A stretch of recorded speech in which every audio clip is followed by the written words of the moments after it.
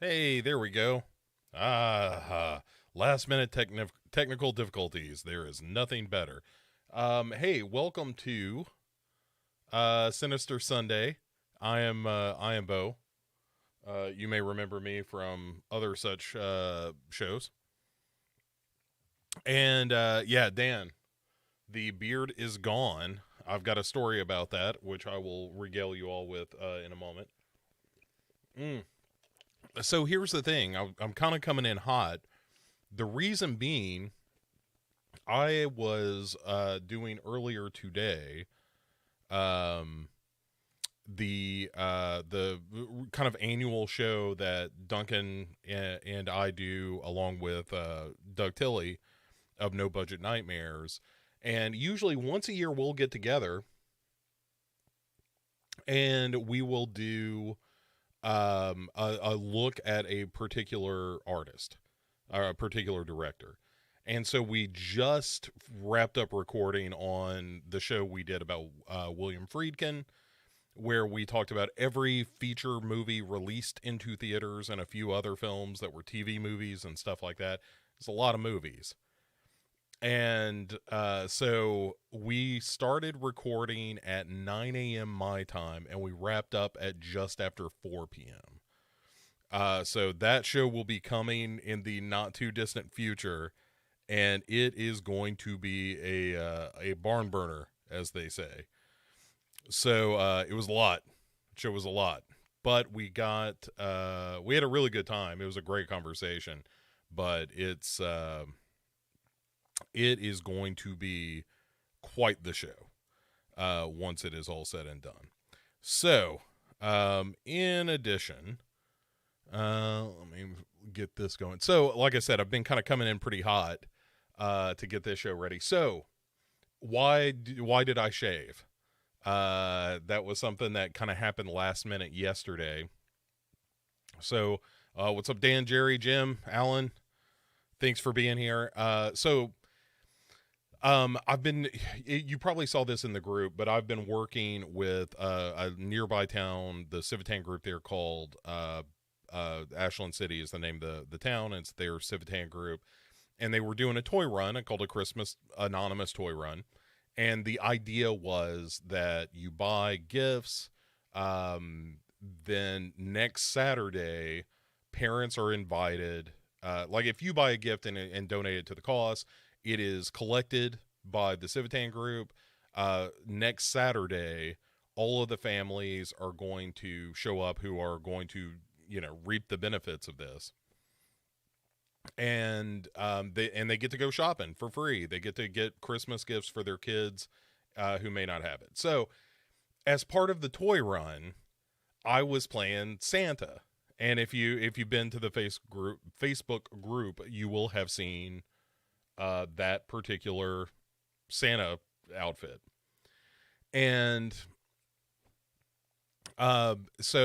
Brandy, my girlfriend, she was Mrs. Claus. And so we show up at the toy run, and I think what's going to happen at the toy run is I'm just going to sit around and kids are going to kind of stroll by. That was not, in fact, the case. And so what I ended up doing was she and I were kind of standing at the roadside, like waving at people and shit as Santa and Mrs. Claus. And then when people stopped by to donate toys, or sometimes they just stopped off to get a picture for their kids with Santa and Mrs. Claus, that's what we did. And so the interesting sociological experiment that we ended up conducting, kind of accidentally, was this idea that if you wave to someone and you kind of make eye contact, not every time, but if you kind of make eye contact with somebody who is driving, they will wave back. And it was kind of fascinating to watch. And not only that, folks, ladies and jelly spoons, not only that, I can't recommend this enough. If you ever get the opportunity to play Santa, by all means do it. It is so much fun. Because a lot of the kids were kind of scared, because I'm also this big behemoth. And so some of the kids were scared. Brandy, thinking ahead, had brought this whole basket of candy canes. So a lot of the kids were like, hey, I don't know if I'm down for this giant Santa Claus. Oh, candy? Well, I'm cool then. Let's take a picture. And so we did that, and that lasted till about 2 o'clock yesterday. And that's what led to me shaving, is that I had to wear the fake beard, and with my real beard, it just didn't look right.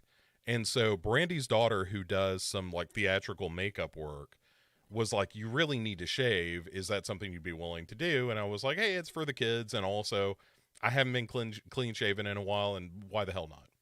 So it was, good for the cause or whatever. So I did that. I did the shaving to allow for the beard, and then after we did the toy drive part of it that night, last night, it seems forever ago now, after doing that Friedkin show. By the way, Lee, you said Sorcerer is your favorite movie of all time. We definitely gave that movie a lot of love. That's a terrific film. We'll get to movies here in a minute, I promise. So that night, though, last night, we ended up, they had a tree lighting in the park. And uh, after the tree lighting, and it was like trees decorated by local businesses and stuff. They were really ornate kind of Christmas trees. And then after they did that, um, they were showing Elf on like a big inflatable movie screen, and it was all free. Like, you parents could bring their kids, and you hang out, you get free cookies and free hot cocoa, and watch this movie, and just general Christmas shenanigans, right? And so Brandy and I were playing Santa and Mrs. Claus for that too. And I gotta say, guys, like I said, if you get the opportunity to play Santa Claus, do it, because there is nothing more fun than having like 4 and 5 year old kids run up to you and hug you unbidden and just tell you how much they love you. And then there was one little girl that spilled the beans on her Elf on the Shelf Skittles and about what kind of rambunctious business he'd been up to. It was so damn cute, guys. And also, it was one of those things, like, in a fractious world, this is going to sound very pie in the sky, but so be it. It's Christmas time.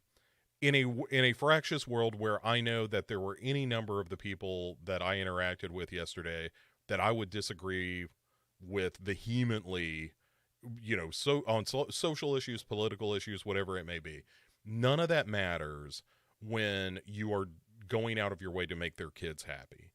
And there is something to be said for community on that level. And it was such a wonderful time. Like I said, if you get the opportunity to do something like that with and for a bunch of kids, it is the absolute best. It'll make your crinchity heart grow 3 sizes that day. I had a blast. It was wonderful. All it cost me was my facial hair, and that is a small price to pay for the fact that if I could go back and live that day a couple of more times, I certainly would, because it was wonderful. So that is why I'm clean shaven. And it was, oh my God, I enjoyed that so much. And I really was worried that I was not that I wasn't going to enjoy it, that it was going to be more of an obligation. But that was not the case. It was nothing but a pure good. And I had a wonderful time, and I think the kids did too. And I've actually been invited back to essentially do the same thing for next Saturday. So when all the parents are coming to pick up presents for the kids, I will be there as Santa. There will be fewer children, but you know, they asked me to dress up like Santa again. I almost did it tonight, and if I'd had more time to prepare, I probably would have. Okay, so that's enough of that. Also, we haven't done a Sinister Sunday in a while, because prior to all the Santa business, I was in South Carolina, in Charleston, on vacation with Brandy and her family, which I was allowed to just go along for the ride. God bless them for asking me along. And boy, I got to tell you, if you've never been, if you are here in the States, I cannot recommend enough going to Charleston, South Carolina. It is a beautiful city. There is a wonderful historical component to that city. I have not been to Boston, but there were many comparisons made to Boston on that trip, and I can only imagine that that would also be a tremendous amount of fun. So, okay. Bu- bu- bu- bu- what do we? Oh, news. That's what we're gonna do.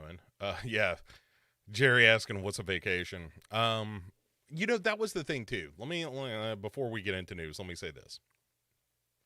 I am terrible about taking vacations. I'm terrible about taking time off. I have a sickness that is both real and overstated in this example, but I do have this constant need to be producing something, and that if I come to the end of a day and I don't have something to show for it, I feel unfulfilled. I feel incomplete.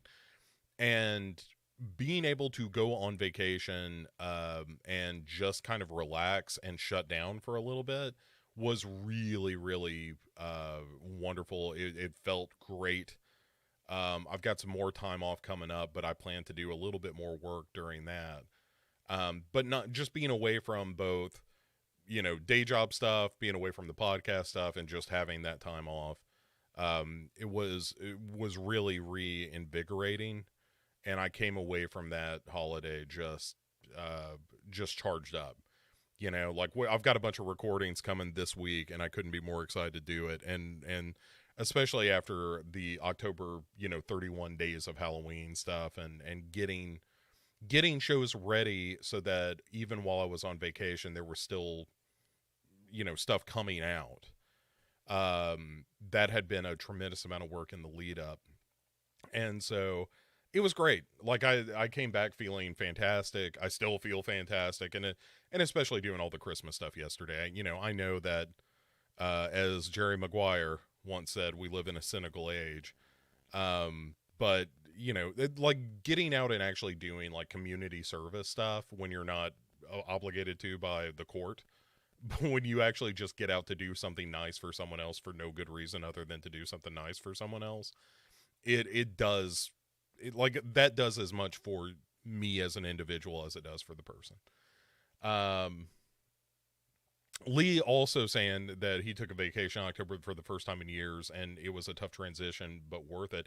I had the same experience where the first couple of days I was kind of twitchy, where I was like, why am I not doing something? I should be at my laptop or something, like getting something accomplished.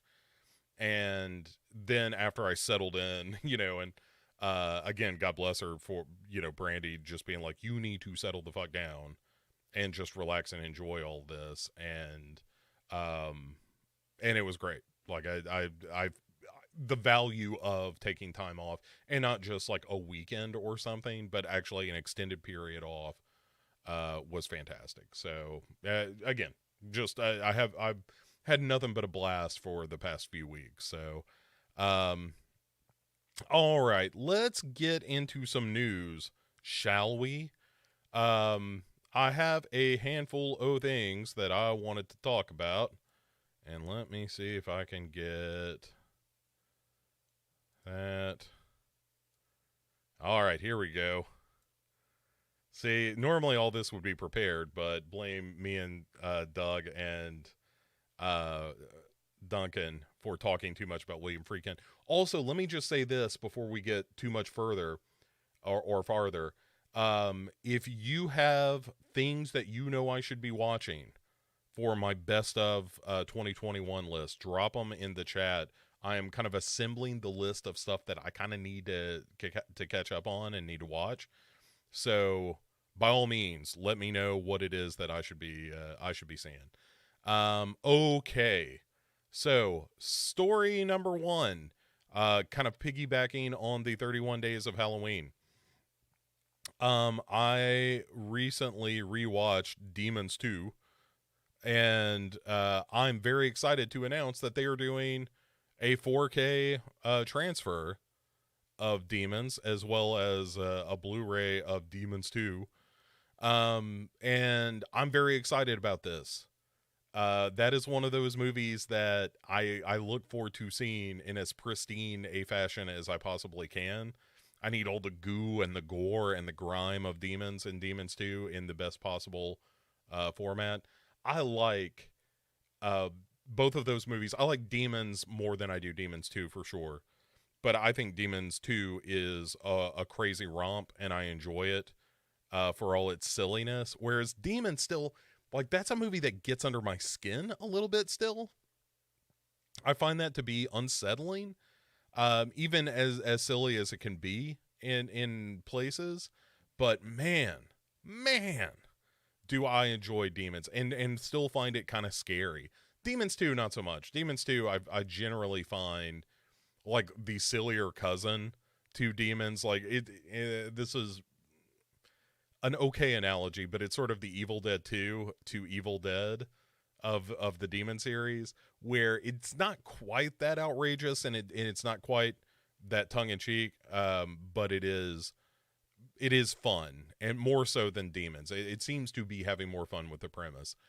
There's like a demon dog, and then there's the demon kid and the demon baby that comes out of the dog. It's very silly. Dan pointing out probably the best line from Demons: "Holy shit, she's a friend of mine."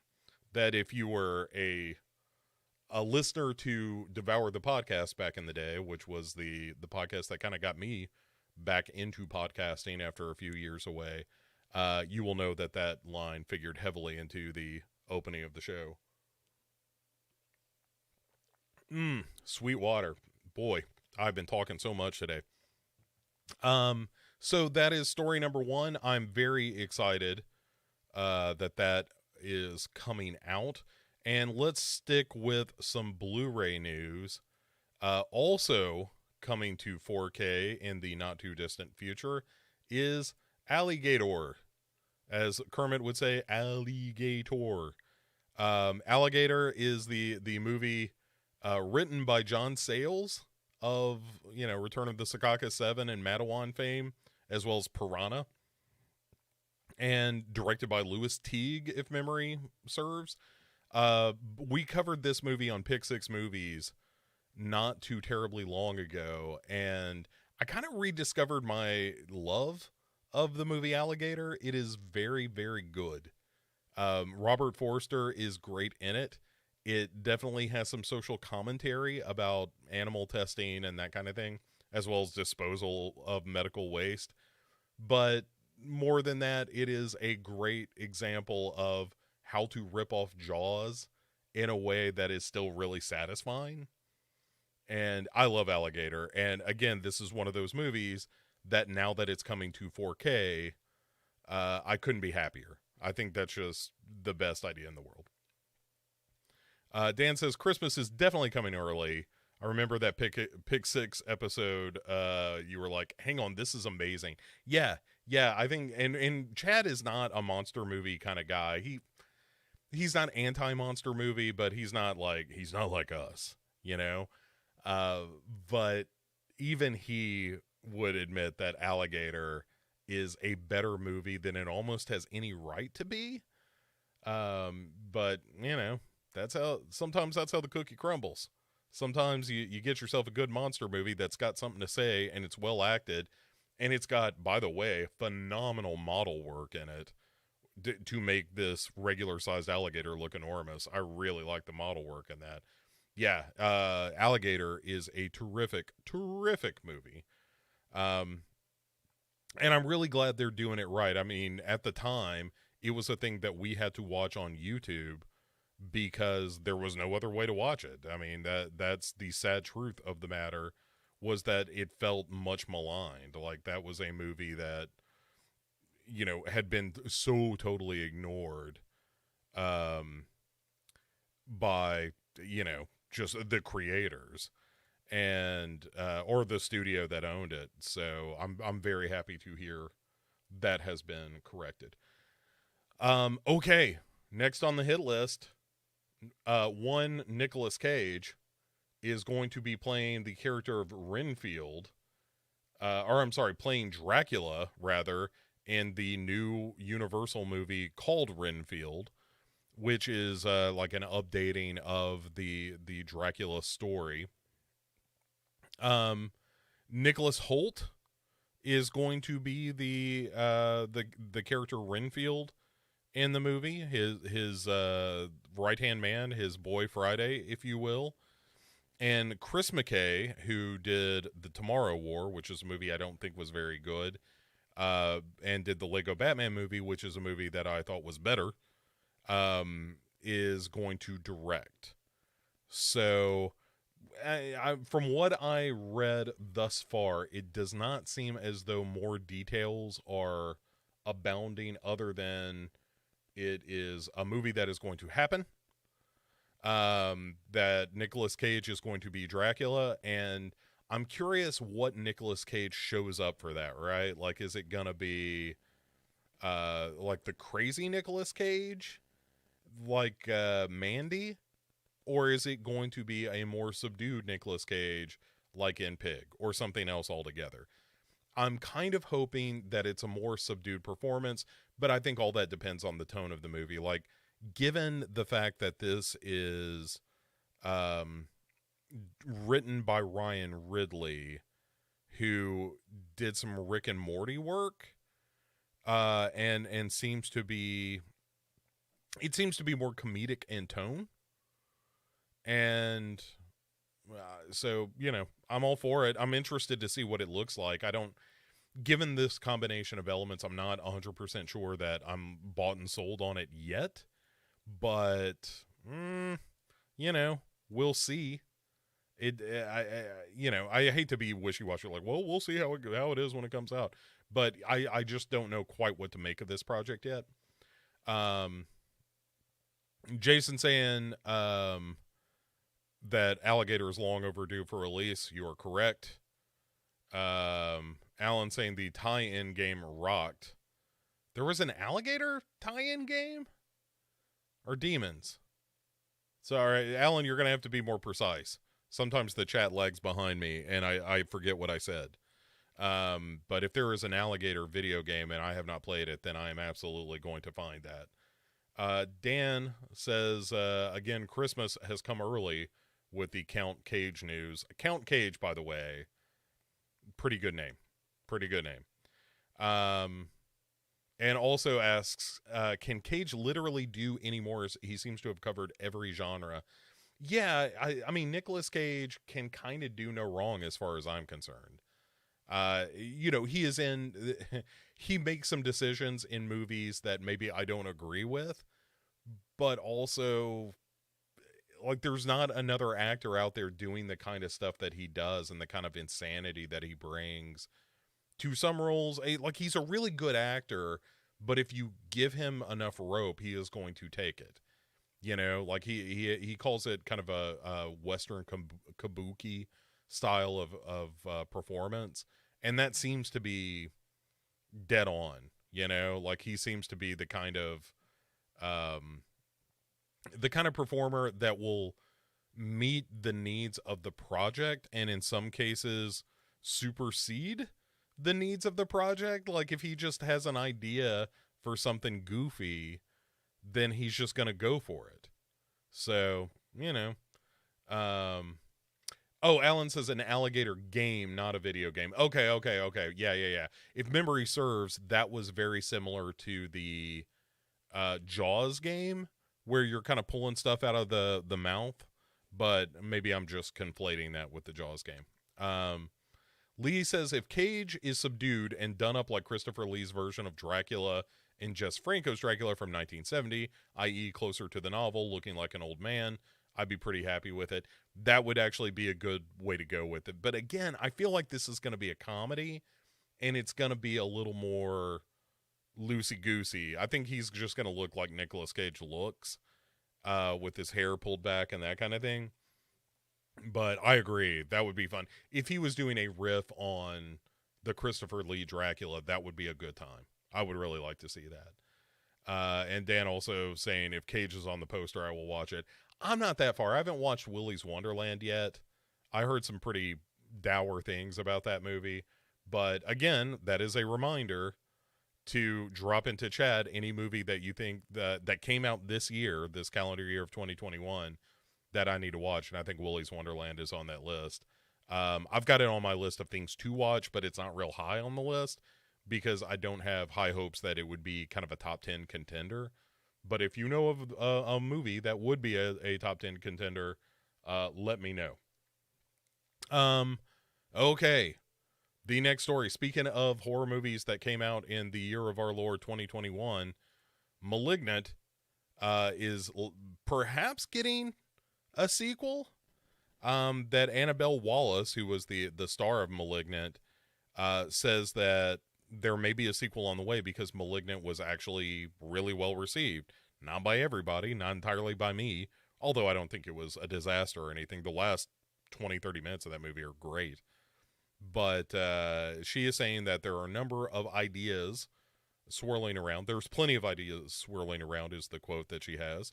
And she said that they were both flattered and taken aback by the reception of the film. So that essentially it was successful enough that people are like, well, we originally just gave this to James Wan because he wanted to do something goofy, and it turns out that it was really successful. We just gave it to him because he made $1 billion doing Aquaman, and we figured what could it hurt? And it turns out people liked it, so I guess. Lee Russell, going back to Nicolas Cage, says he didn't much care for Willy's Wonderland, that it was like Nicolas Cage said, I'm not reading this script, and so he didn't. So that's kind of what I heard, is that he doesn't have any dialogue in it, and that it's kind of cheap.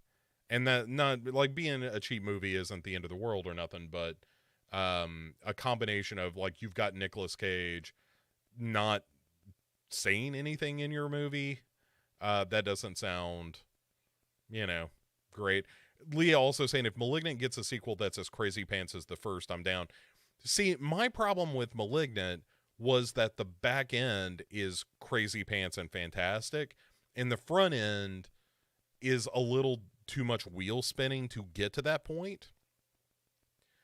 But if you start the movie knowing, oh yeah, there's this, dark half kind of twin that emerges from Annabelle Wallace's head and then becomes a kung fu monster, then I'm in.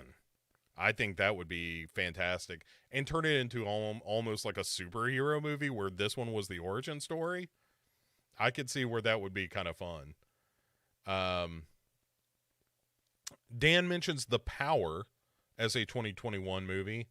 I have seen The Power. I need to go back and revisit it because I kind of I didn't bounce off of it. Like, I enjoyed what I saw, but it didn't hang with me. But we'll see. I may go back and rewatch that one. There's a handful of movies that I definitely want to check out. Venom saying that he loved Willy's Wonderland. We're gonna cage fight Venom and Lee here in a minute. And said it was brainless fun. I like I said, it's on my list, and if you enjoyed it that much, I may push it up the list and see what's up. Jason says Malignant, but make it 2, so Matignant. Matugnant. Yeah. And also admitting that it doesn't work as well in the font. But I get it. I see where your head's at, and I like it. Lee says he feels like a sequel to Malignant won't need all the wheel spinning, so he would get his hopes up a bit. That's kind of what I'm down for, is if you can make an entire movie that's as bananas, which is, I know, a medical term, so apologies for getting scientific, but if you can make a movie that is as bananas as the last 30 minutes of Malignant, then I'm 100% down. He also says he really enjoyed The Last Duel, by the way, which was way better than he expected. Ridley Scott movies, I need like 4 different people to tell me that it's good before I see them at this point. Also, I think the Matt Damon haircut is unintentionally hilarious, and so it's hard for me to take seriously. But I've also heard a number of people talk about how good The Last Duel is, so I need to see it, but I feel like I need to see a bunch of other horror stuff, and I'll probably catch Last Duel in the new year. But I keep hearing that it's good. But as I said, I'm just not the biggest Ridley Scott fan. I think he's real hit and miss. Dan says too malignant, too furious. All right, malignant. Too malignant, too twins, too malignant. I don't know. There's something there. You're onto something. The too furious, maybe a little too on the nose, but there's something too malignant, something too malignant, too quit. I don't know. That there's something. There is something there. I'm not entirely sure what it is yet, but there is something. And I like where all this is going. Everybody in chat's doing a fine job this evening.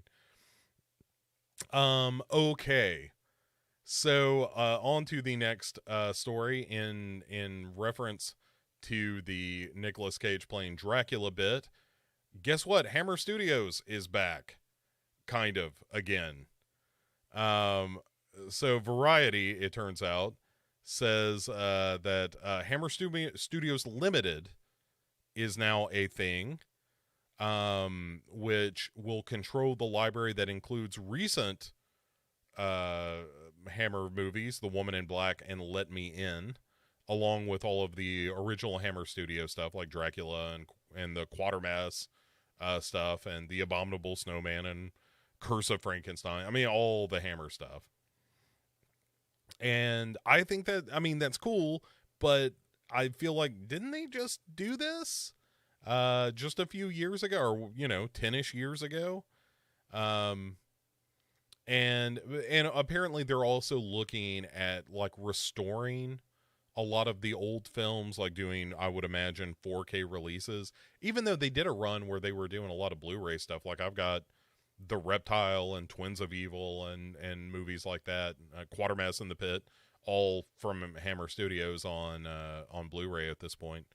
But I'm all for it. Like I think Hammer Studios, especially that classic era of Hammer, is just one of the best things that ever happened in the world of horror. And if you want to give me better versions of that stuff, I'm totally fine with it.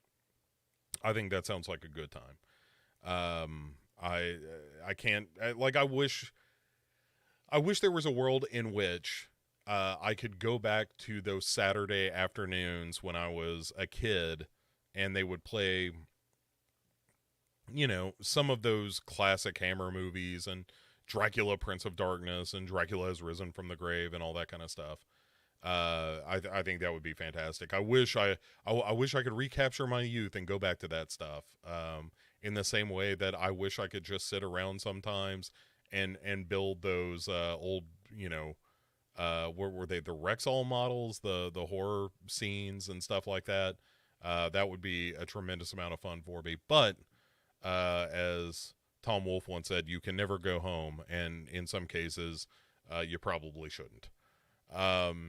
Okay. Let's see. Malignant 2, Scholectic Boogaloo. Not bad.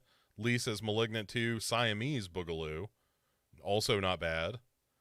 I don't know. We're getting closer. Keep it up. Jason says he's way more interested in the restorations. I totally agree.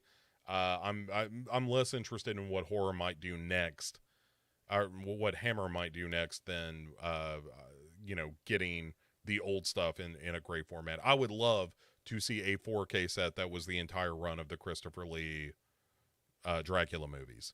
I would pay good money for that. Jason says Malignant 2, The Kickening. Pretty damn good, y'all. Pretty damn good. I like that a lot. Lee asks if they have it all under the back under the Hammer umbrella. That Warner used to have dibs on a lot of their co-produced stuff or whatever.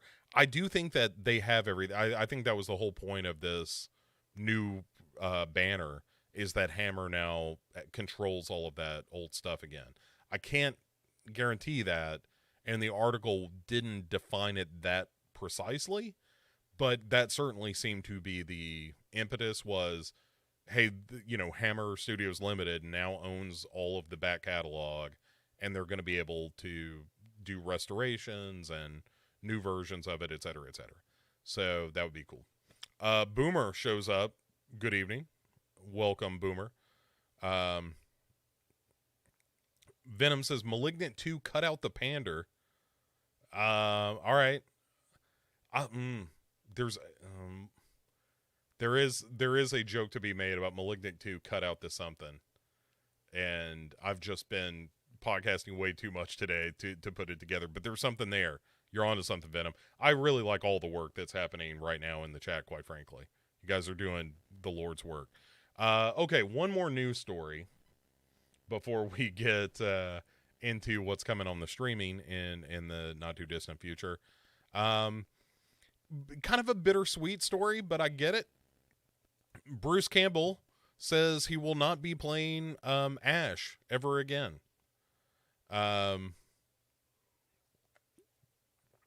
You know, after Ash versus Evil Dead and so forth, and you know, Evil Dead Rises is coming out, and there was some question of whether or not he would put on the blue chambray shirt and don the chainsaw hand again.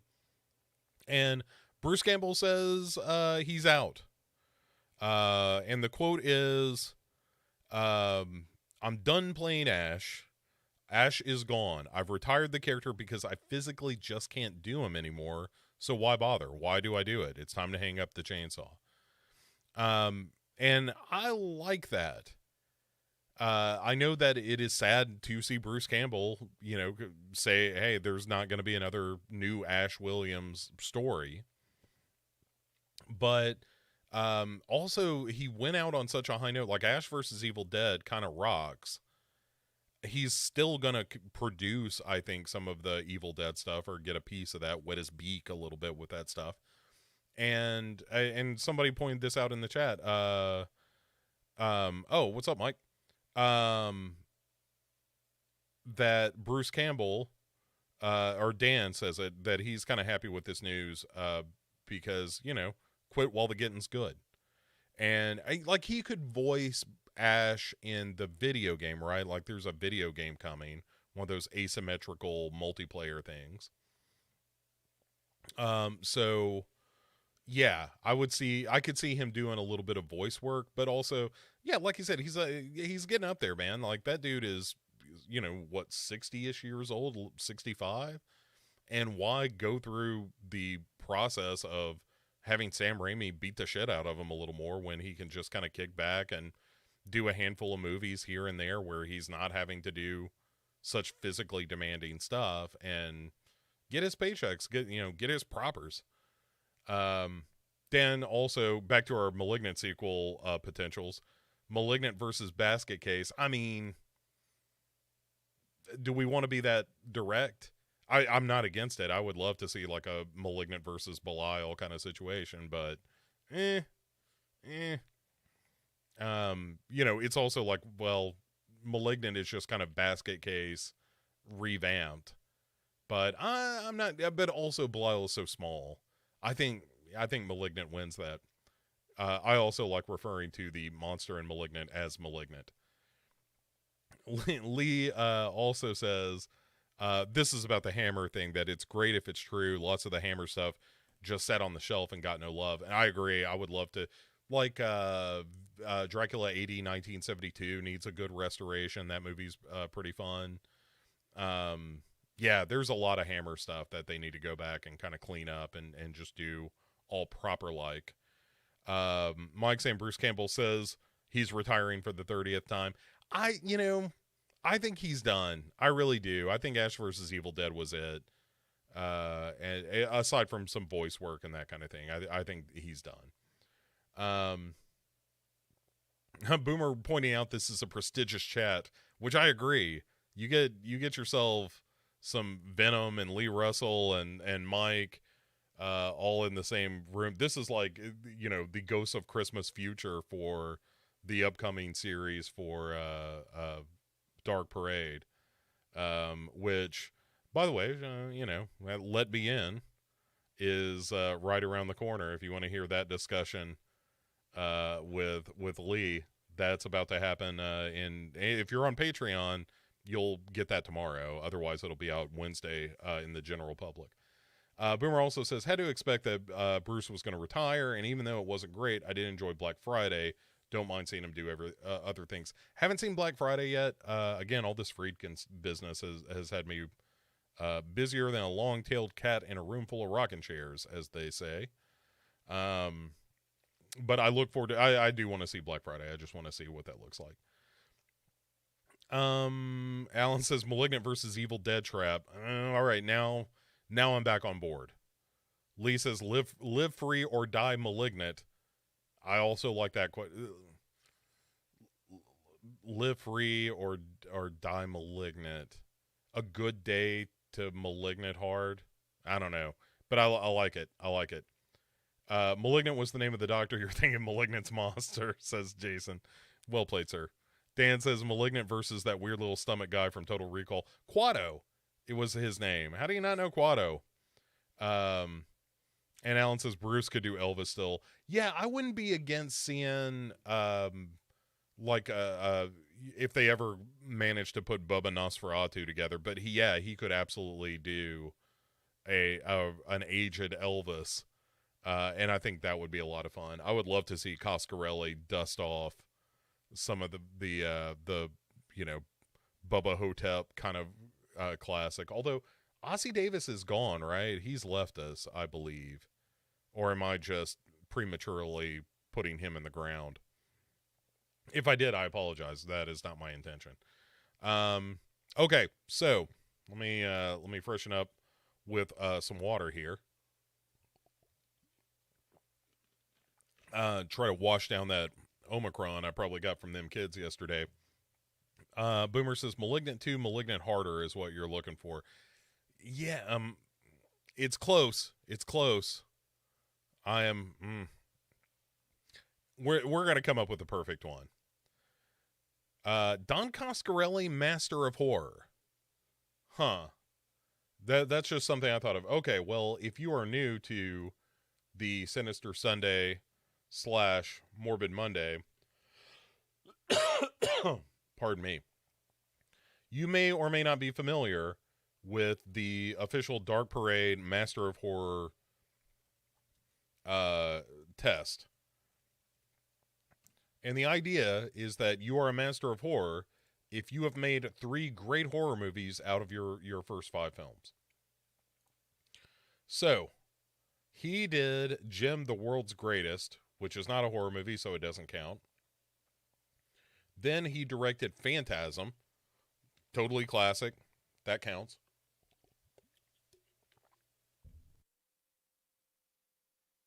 Then The Beastmaster, not horror, doesn't quite count, but is pretty good. Then Phantasm 2, definitely a horror movie, does count. You catch me on the right day, Phantasm 2 is my favorite of the Phantasm movies. Then there is Survival Quest, which I can't believe I've never seen, which is like a weird, it almost sounds like a Deliverance kind of thing with Lance Henriksen. How have I never seen that? Okay, so then Phantasm 3, Lord of the Dead, acceptable. Phantasm 4, Oblivion, now we're getting dicey. Then we get Bubba Hotep, fucking great, maybe his best movie. And then John Dies at the End, which I like quite a bit. I know some people have complaints. And then the on the plate as to what he might be directing next, sure enough, is Bubba Nosferatu, Curse of the She-Vampires, written by Don Coscarelli and Joe Lansdale. But this is one that Bruce Campbell apparently has said he is not returning for Elvis in that film, as it is a prequel, and also he says they couldn't exactly agree what the movie should be about. I contend, ladies and jelly spoons, Don Coscarelli, Master of Horror. Let's see. Jason says, in the spirit of Alien Malignance. Yes. I think you have won our James Wan Cup. That sounds great. Lee says, he dies in Bubba Hotep anyway, so Bubba Nosferatu would be a prequel. That's correct. Dan Dan says he enjoys the Master of Horror or Apprentice of Horror bit. I think Coscarelli is an actual honest to goodness Master of Horror. Jim says this is what he tunes in for. Great. Alan says it's oh yeah, the Survival Quest is like a weird kids adventure movie worth a peek. Yeah, that sounds really interesting. If you ask Court Psyops, his Phantasm films alone rank Don Coscarelli high as a Master of Horror. Yeah, I mean I think he's right.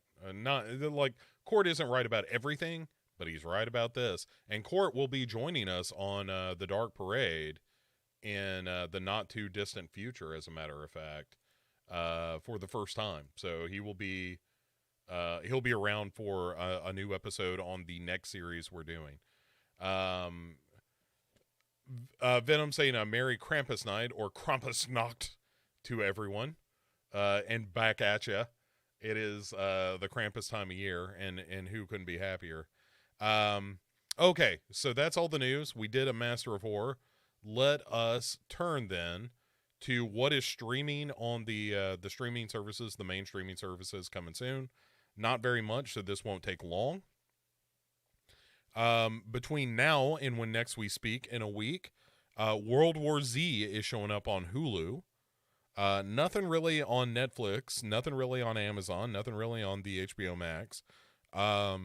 Shudder is releasing as of tomorrow, or if you're listening to the audio version of this later today or already today, Devil Times 5, which I'm all right. Let's look some of these up. I'm not sure if I know all of these, so I don't want to pretend, and I want to give you, the listening audience, the best information that we possibly can. Devil Times 5, a film from 1974, starring Gene Evans and Taylor Lautner, called Devil Times 5. The synopsis is, after 5 deranged children are involved in a bus wreck, they start killing people at the lodge who insulted them or were rude to them. All right, that sounds fun. You also have Screams of a Winter Night. And that, see what's going on with Screams of a Winter Night. That is a movie from 1979, in which it's an anthology film directed by James Wilson, in which a group of college co-eds spending a winter's night in a remote cabin pass time by telling scary stories to one another. That sounds kind of fun. And then you have the movie Fangs. I assume this is the one from 74, in which a herpetologist sends out venomous snakes to kill his enemies. So, Lee says, look who's malignant now, in our continuing search for the proper Malignant sequel. Not bad. Malignant's still my favorite. I like making it plural. That's pretty good. Gary, hey, what's up, Gary? Says Devil Times 5 is a mess, but it's fun. Dan says, Honey, We Shrunk Malignant. Oh, that's pretty good, too. Alan says Devil Times 5 is basically Twitter. And Boomer says Dragula every Tuesday, which is just amazing. I still need to catch up with Dragula. Brandy's daughter, like I said, she did the Santa makeup, and most of the makeup she did was for Brandy to kind of age Brandy up a little bit. And it kind of hurt my feelings a little bit that she didn't feel like I needed to be aged up any, when Brandy is actually 6 months older than me. But, you know, I'm not counting. It's not something I'm fixated on or anything. Anyway, but she did the age makeup like Dick Smith style, where you just use a little bit of liquid latex to kind of tighten up the skin and stuff. It was pretty good. It was pretty well done. Anyway, all right, what else is coming to Shudder? On the 7th, you have the super weird Spider Baby, which is it James Lawton or Lon Chaney? Lon Chaney Jr. is who's in that. It's just that you should see Spider Baby. If you've never watched Spider Baby, it's kind of this weird, like, Southern Gothic kind of story. you need to watch it. If you've got Shudder, watch Spider Baby. You're gonna thank me after, and you're also gonna need to shower for about a week and a half straight. Also on the 7th, Switchblade Sisters, which is kind of a girl gang movie, but it's still worth your time. It's been a long time since I've watched Switchblade Sisters, but I remember it being pretty fun. And speaking of Bruce Campbell and Evil Dead, on the 9th, which would be Thursday, the documentary Hail to the Deadites is hitting Shudder, which is a documentary all about the Evil Dead fans and the kind of culture around Evil Dead. So, since we've been talking about it, seems right. Dan says I'm a regular Benjamin Button without that beard. Does that mean I'm not sure how to take that? Does that mean I'm aging backwards? Because if so, look, this is the moneymaker. This is where the beard has a lot of gray in it, and I shave it off, and maybe it does make me look younger. So far, I've decided that I'm going to hang with it a little bit. Spider Baby is the only acceptable Lon Chaney Jr. movie. What about The Wolfman? Lon Chaney. All right, Lon Chaney Jr., Master of Horror. Let's find out. This is going to be a whole lot of. I didn't see it. I'm almost positive, but for the sake of science, ladies and gentlemen, science. The only acceptable movie. I mean, come on now. All right, he's got 197 credits, so we're not going to go through all of this. But Lon Chaney Jr. Stars in The Trap. Never saw it, doesn't count. Galloping Ghost. Never saw it, doesn't count. Birds of Paradise. Not horror. Last Frontier. Not horror. Lucky Devils. Might be horror. Never saw it. Scarlet River. The Three Musketeers. Son of the Border. 16 Fathoms Deep. Life of Fergie Winters. Girl of My Dreams. The Marriage Bargain. Captain Hurricane. Hold'em Yell. Accent on Youth. The Shadow of Silk Linux. The Singing Cowboy. Undersea Kingdom. That sounds more familiar. Now we might be getting into territory of stuff. Yeah. That's the one with Crash Corrigan. That's not very good. Rhythm on the Range, Ace Drummond, Killer at Large, Rose Bowl, The Old Corral, Cheyenne Rides Again, Love is News, Thin Ice, Midnight Taxi, Secret Agent X9, That I May Live, This Is My Affair, Angel's Holiday, Slave Ship, Born Reckless, Wild and Woolly, The Lady Escapes, 1 Mile from Heaven, Wife, Doctor, and Nurse, Charlie Chan on Broadway, Life Begins in College, Second Honeymoon, Checkers, Love and Hisses, City Girl, Happy Landing, Sally, Irene, and Mary, Walking Down Broadway, Mr. Moto's Gamble. This is the age where you were like in 15 movies every year. Let's just kind of skate up until we see The Wolfman. There we go. The Wolfman, 1941. Then The Ghost of Frankenstein. It's all right. I can watch that. Mummy's Tomb. That Mummy's Tomb is fine. Frankenstein meets the Wolfman. Okay. Crazy House. I didn't see that. Son of Dracula. He plays Dracula again. Son of Dracula, I don't remember being very good. It's been a very long time. Maybe I'm misremembering that one. I don't remember that being very good. Cobra Woman. Hey, he's in Cobra Woman. I like Cobra Woman. I think it's got one of my favorite posters as well. The Mummy's Ghost, House of Frankenstein, Mummy's Curse. Look, I've got to look based on this alone. Lon Chaney Jr., Master of Horror. I don't think there's getting any getting around it. So all right. Let's see. Dan. So Jim, I'm sorry. I'm going to have to disagree with you. Lon Chaney Jr., maybe a tarnished Master of Horror, but a Master of Horror nonetheless. Also one of the great famous drunks. Dan says, Bruce Campbell, Master of Horror. I mean, let's do the math. There's no way. I mean, the Evil Dead movies, you would think yes, but let's get into it. Is he really a Master of Horror, or is he just a lucky guy? So Bruce Campbell, as an actor, 163 credits, you guys. All right, so let's start with Evil Dead. Did a bunch of shorts, and then Evil Dead. All right, obviously Master of Horror territory. Going back, didn't see it. Crime Wave, it's a comedy, doesn't count. Evil Dead 2, absolutely. Maniac Cop, 100%. Moontrap, the one, is that with Walter Koenig?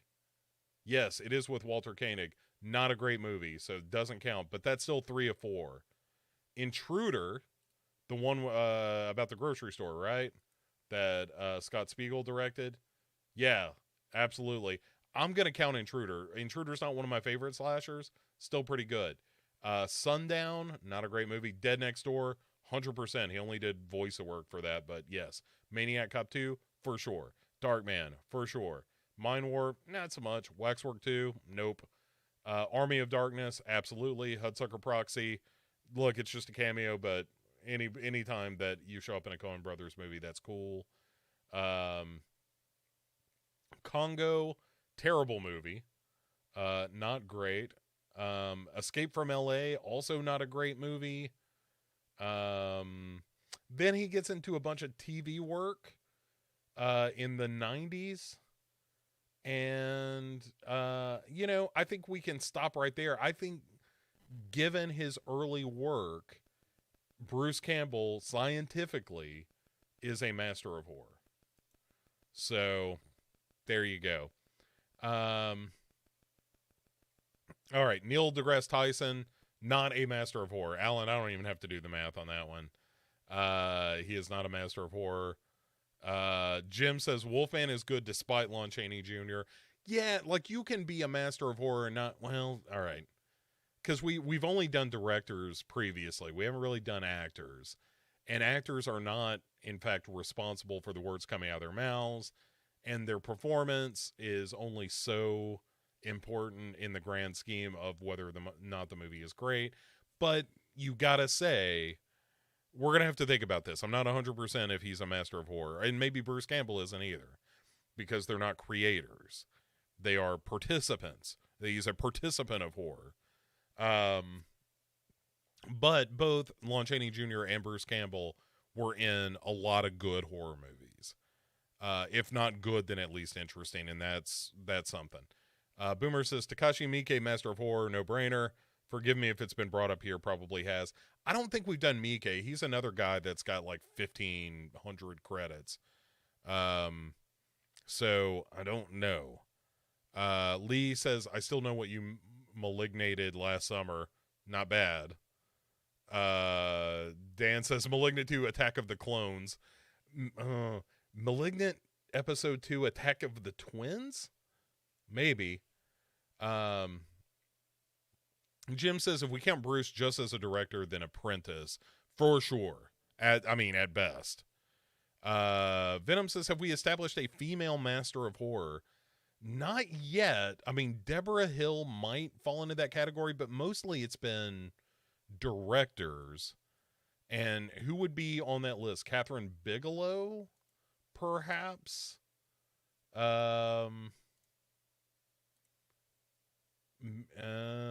Let's see. We need to recategorize the actors. I think that is participant of horror. If you're not in a lot of great horror movies, you're just an actor. If you are an actor in a lot of great horror movies, you're a participant of horror. Yeah, like Venom, Vera Farmiga is a great call there, but I think, again, that's participant of horror, not master of horror, because she is not writing and directing this stuff. But makes some good choices. So Lee says, as a human in the Wolfman, he's just okay, but his performance as the Wolfman after the transformation is great. Yeah, who would think that an alcoholic could play someone who changes personality and becomes a monster? Good for you, Lon Chaney Jr. Gary says, not without my Malignant. That's pretty good. If Sally Field shows up in the Malignant sequel, I'm way more in.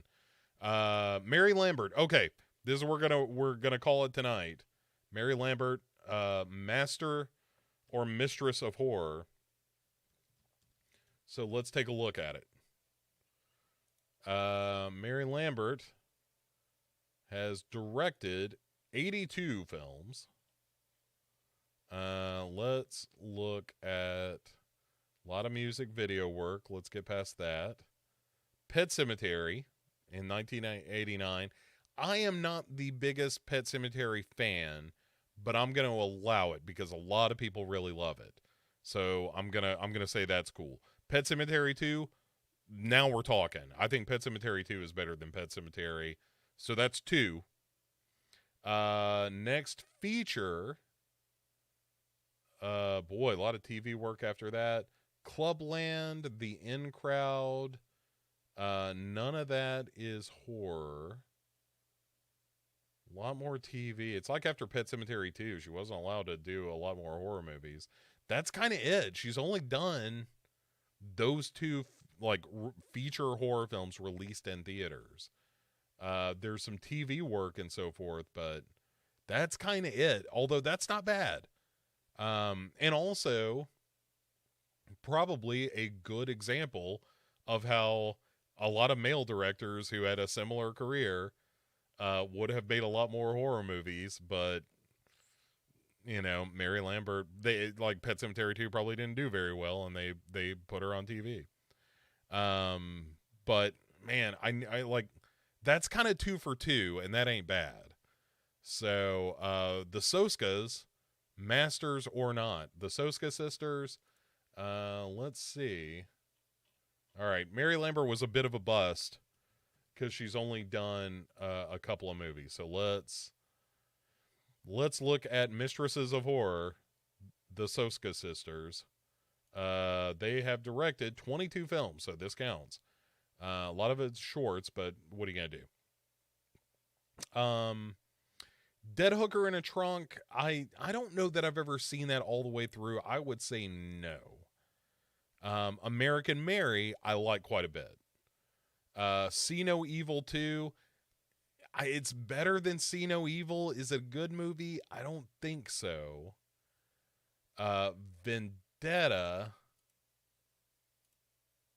is, which one is that with Dean Cain and the Big Show? Another WWE movie, not horror.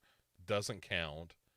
So then we go to Rabid, which I don't think is very good. So I think that is sort of a 1 out of 4. So Apprentice of Horror, so the Soska sisters. Travis says, any thoughts on Nicolas Cage getting into horror in recent years? Yeah, we talked about him playing Count Dracula, you know, in the upcoming Renfield movie, and I'm excited about that. Here's the thing that I find really interesting about Nicolas Cage in recent years is that now that he's free of the tax stuff, or seems to be free of the tax stuff, there does seem to be like good horror directors can pay for Nicolas Cage, whose name is somewhat tarnished by the fact that he's done just kind of everything, like Left Behind movies and all that stuff. So a good horror director can get Nicolas Cage for a reasonable price. Later, Dan. Just saw that. So, and a good horror director, a good independent horror director, can give Nicolas Cage something good to do. I found the Sion Sono film kind of disappointing because both of them together should have produced something even more bonkers than Prisoners of a Ghostland.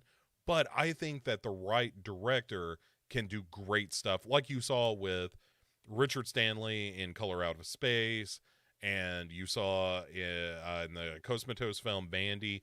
Like, genre directors can harness that Nicolas Cage energy and get great stuff out of him. I think it's wonderful. I love Nicolas Cage. I'm glad he's doing more genre work. I couldn't be happier. Alan says, are you suggesting entertainment isn't a meritocracy? I'm afraid so. I hate to tell you this, but it is in fact mostly run by a bunch of guys who know each other. And Jim says, "How dare we ignore Urban Legends 3, although it was direct to video?" I feel like it's got to be a theatrical release, or it's got to be a big enough release that played in a theater of some kind to be a true master of horror. But we might have to revise that. Like, you guys are throwing some interesting monkeys into the wrench here with actors and so forth. But I like it, and I like participant of horror as the actor thing. And I think you've got to do so many movies. Like, I think you've got to do at least 5 horror movies to be a true master of horror, which places Mary Lambert into the apprentice of horror category, not because she hasn't made good movies, but she just hasn't made enough yet. The Soska sisters, on the other hand, have made enough, just haven't made enough good ones. Golly says, finally made it to a Sinister Sunday, just in time to wrap it up, unfortunately. Gary kind of captures my feelings, where he says the Soskas love the genre, just not great filmmakers. Yeah, I just don't think Rabid hit that hard. I do like American Mary. I think that's a great movie. Jim also agreeing with that. Boomer saying Karen Kusama, Mistress of Horror. All right. I know I keep saying this, but this literally may be the last one we do. But I do love doing this. I think this is a lot of fun. So, let's see how many movies she has directed. 19 films. Are they? Let's go with horrors. Jennifer's Body. I'm not crazy about Jennifer's Body. I know a lot of people love that one. Not really for me, so I'm not going to count it. The Invitation, I will count. A lot of people like that movie better than I do, but I'll count it. So that's one of 2. Destroyer, which was the Nicole Kidman movie. Yeah, so I haven't seen that now. Also, it's not horror, so I don't think it counts. And then that's it. That's as far as legit horror movies. So not yet. Not yet. She is still in the apprentice of horror category. Just due to, again, not having done enough features yet. Jim says, can't think of any woman directors with more than a couple of horror credits offhand, which is a little depressing. Yeah, for sure. It absolutely is. And that's the problem with the Hollywood system as it stands, is that it tends to be a bit of a boys' club.